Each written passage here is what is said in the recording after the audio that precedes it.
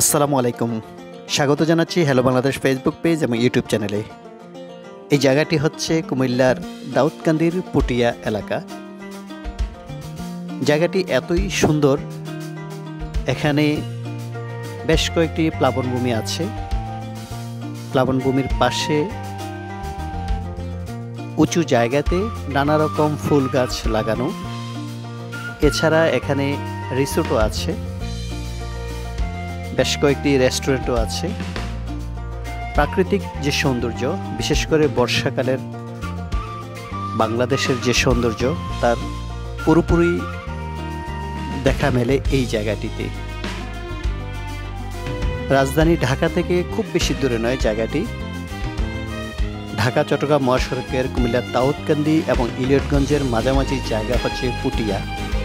Puthia station থেকে নেমে আপনি হাতের বাম দিকে, যদি আপনি ঢাকা থেকে চট্টগ্রামমুখী হন তাহলে পুটিয়া থেকে বাম দিকে যেতে হবে, আর যদি চট্টগ্রাম থেকে ঢাকামুখী হন তাহলে পুটিয়া স্টেশন থেকে ডান দিকে যেতে হবে।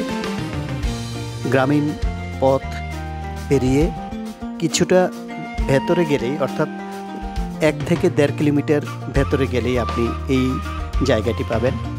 এখন বর্ষাকাল, চারদিকে পানিতে টুইটুম্বুর, সে সময় প্রাকৃতিক যে সৌন্দর্য সেটি উপভোগ করতে পারেন।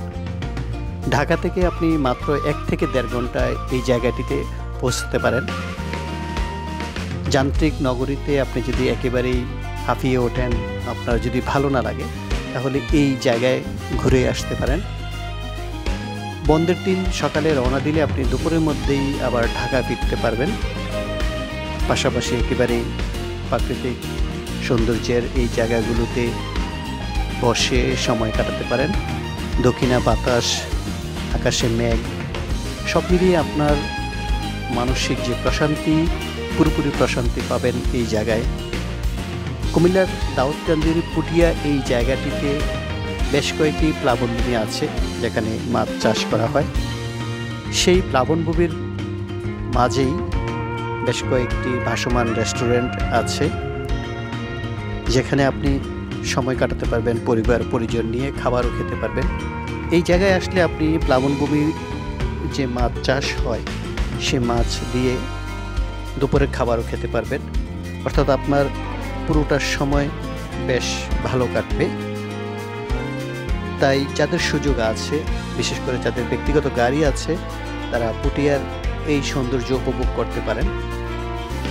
যে কোনো সময় আপনি চলে আসতে পারেন, এখানে আসতে খুব বেশি সময় লাগে না। দাউদকান্দি হচ্ছে সারা বাংলাদেশের প্লাবনভূমিতে মাছ চাষের অন্যতম একটি জায়গা।